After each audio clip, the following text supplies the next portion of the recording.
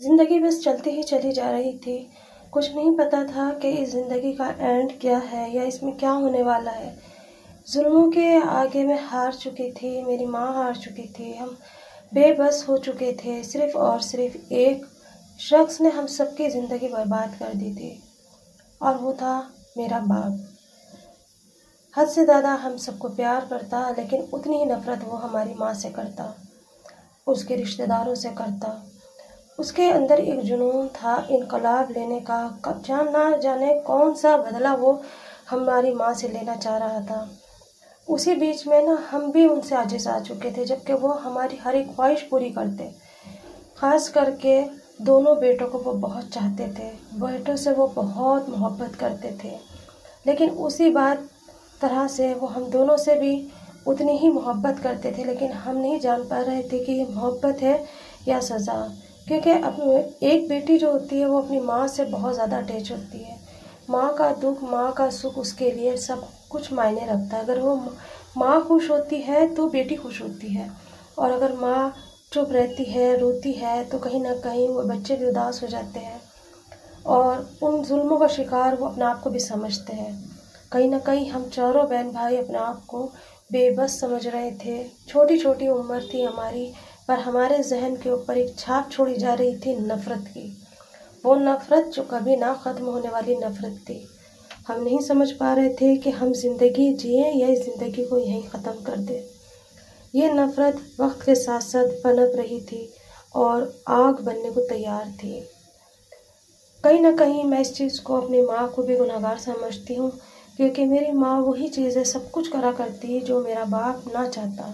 शायद उनके अंदर भी सहते सहते ये चीज़ें अब एक जगह कर गई थी और वो भी अपनी ज़िंदगी से आजिज़ आ गई थी और अपनी ज़िंदगी जीना चाहती थी। इन दोनों के बीच में हम चारों की ज़िंदगी एक बद्दुआ बन गई थी। हम चारों एक दूसरे को देखा करते और सोचते काश हम पैदा ना हुए होते। हमारे स्कूल, हमारी पढ़ाई, सब कुछ हमारे लिए बेकाम थी, क्योंकि हमें वो मुकाम नहीं मिल रहा था जो हम चाहते थे। सोसाइटी में इज्जत थी, लेकिन अंदर के घर के हालात सबको पता थे। ऊपर की चौल सबको देख करके लोग ये सोचते थे कि ये वाकई में बहुत खुश किस्मत बच्चे हैं और औरत है जिसके आदमी इसका ये सब कुछ पूरा कर रहा है। वहीं हमारी जो ताए थे, चाचा चाची थी, वो सारे हमें इस तरह से ट्रोल करते कि हमारे बाप के सामने वो कुछ और होते और हमारे माँ के सामने उनका लहजा कुछ और होता। वो हमें एहसास दिलाते कि तुम्हारा बाप कैसा जालिम है, और हमारी माँ के सामने वो एहसास दिलाते हमें कि तुम्हारी कोई इज्जत अहमियत नहीं।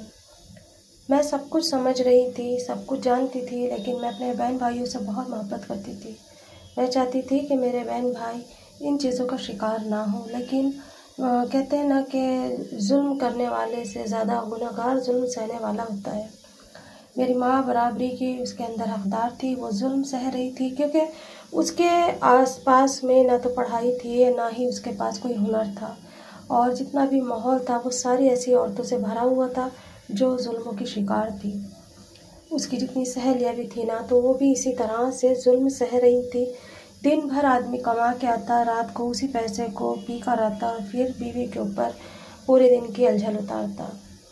ये एक तरीके से एक रूटीन चल रही थी हम सब के साथ। जितने भी हम थे सब इसकी चक्की के अंदर पिस रहे थे, लेकिन कोई भी आवाज़ उठाने को तैयार नहीं था।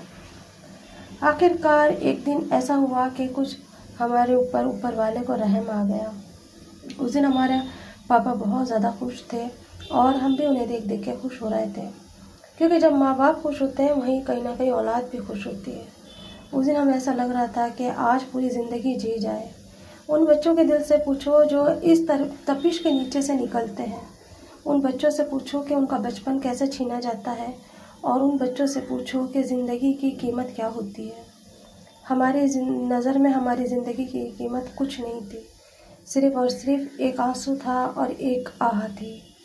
उस दिन पापा बहुत ज़्यादा खुश थे। हम सबको कहा कि तुम सब तैयार हो जाओ, आज छुट्टी का दिन है, मैं तुम्हें मूवी दिखा के लाता हूँ। हम भी बहुत खुश हुए कि चलो आज माँ बाप बहुत ज़्यादा खुश हैं, हंस हंस के एक दूसरे की तरफ देख रहे हैं। बस इतनी सी ही खुशी मेरे लिए काफ़ी थी। मेरी माँ की एक हंसी मेरे लिए काफ़ी थी। हम सब तैयार होने लगे। मैंने जल्दी से अपने भाइयों के, अपनी बहन के कपड़ों पे प्रेस करी और अपनी अम्मी के कपड़ों पे भी प्रेस कर दी और कहा कि पापा के कपड़ों पे आप करना, क्योंकि मुझसे प्रेस करनी नहीं आती जेंट्स कपड़ों पे। मेरी उम्र इस वक्त 15 साल थी। मुझे जेंट्स कपड़ों पे प्रेस करनी कभी आई नहीं थी और मैं करना भी नहीं चाहती थी, क्योंकि मुझसे ना होती ही नहीं है, आज भी नहीं हो पाती है। चलिए, तो फिर उसके बाद मेरी अम्मी ने कहा कि लाओ मैं प्रेस करती हूँ, लेकिन किस्मत को तो हमारे लिए गमों के पहाड़ खड़े करने थे। हमारी अम्मी प्रेस करने बैठी और फिर उनसे उनका शर्ट जल गया, वो भी आस्तीन पे से। अम्मी बहुत ज़्यादा घबरा गई। प्रेस गर्म थी, पूरी गलती मेरी थी, क्योंकि मैंने बटन चालू रख दिया था और मैंने उनसे ये नहीं कहा कि अम्मी बटन बंद कर दो या ठंडी होने दो प्रेस। बस अम्मी थोड़ी देर के बाद आई और आने के बाद में जैसे ही प्रेस को अम्मी ने शर्ट पे रखा, आस्तीन जल गई। जैसे ही इस चीज़ को अम्मी ने देखा, अम्मी तो पूरी थर थर काँपने लगी और साथ में हम भी काँप गए कि ये क्या हुआ। बेचारी अम्मी ने सारा इल्ज़ाम अपने सिर पे ले लिया ताकि मेरी बेटी को कुछ ना कहे। अम्मी को जैसे ही इस चीज़ का पता चला, उन्होंने दबे दबे लफ्ज़ों से मेरे पापा से कहा कि सुनिए जी, प्रेस तेज़ गर्म थी, शर्ट का आस्तीन जल गई मुझसे। बस इतनी सी बात थी और फिर घर में एक कोहराम मचना था। वो कोहराम जो हम नहीं चाहते थे कि आज के दिन हो। आस्तीन देखते ही उनका पारा हाई हो गया। उन्होंने शर्ट एक तरफ फेंकी और मेरी माँ को एक लात मारी, जो कि मेरी माँ मेरे कदमों में आके गिरी। फिर उसके बाद हम चारों बहन भाइयों के हाथ पकड़ के बाहर निकाल दिया। जितनी गालियाँ उन्हें देनी थी उन्होंने दी और फिर उसके बाद हमारे घर के अंदर एक वो कोहराम मचा, वो आहें, वो चीखें निकली जो मोहल्ले वालों ने आसपास में आके सुनी। हर कोई दरवाज़ा पीट रहा था कि दरवाज़ा खोलो वरना तुम्हारी बीवी मर जाएगी, तुम्हें जेल हो जाएगी। पर आज तो ऐसा लग रहा था कि जैसे अब्बू का पूरा जुनून अम्मी के ऊपर ही उतरेगा। वो खुशियाँ हमारी चंद मिनटों में ख़त्म हो गई और हमारी अम्मी को इतना मारा कि मुंह से, नाक से और माथे से खून निकल रहा था। बामुश्किल वो गेट खुला और गेट के अंदर का जब हमने मंजर देखा तो हम थर्रा के रह गए। हमारी माँ के वो कोई एक अजवा ऐसा नहीं था जहाँ पे उनके चोटों के निशान ना हो। मुंह से उनके भलभल खून निकल रहा था, नाक से नक्सीर निकलने लगी और उनके बाल इतने, ऐसा लग रहा था जैसे किसी जानवर ने हमला करा हो। क्या इंसान ऐसा होता है? क्या इंसान की इंसानियत ये होती है कि एक इंसान को वो जानवरों की तरह मारे? लेकिन उस दिन भी मेरी अम्मी ने आवाज़ नहीं उठाई। मैं बड़ी थी, मैंने कहा भी कि अम्मी, अपने हक की लड़ाई खुद लड़नी है हमें। कब तक इस आदमी के जुल्म हम सहेंगे? अब बर्दाश्त नहीं होता। अब हम अपने लिए कुछ करना चाहते हैं। पर अम्मी कहती थी कि नहीं, इसी की ज़िंदगी से मुझे मर के ही निकलना है, क्योंकि मैं भी देखना चाहती हूँ कितनी हद तक ये मेरे ऊपर जुल्म कर सकता है। इंसान की कोई हद नहीं होती। इंसान तो जब तक चाहे वो जुल्म कर सकता है और उसकी जुल्म में इजाफा होता है, ना कि कमी। बस औरत को अपने पैरों पे खड़ा होना आना चाहिए, अपना हक लेना आना चाहिए, उसे पता होना चाहिए कि मेरा हक क्या है। पर मेरी अम्मी पता नहीं कौन सी सदी की जी हुई थी, या उनके अंदर भी एक औरत जाग गई थी या मर गई थी, हम नहीं जानते। बस ये सिलसिला चलता ही रहा।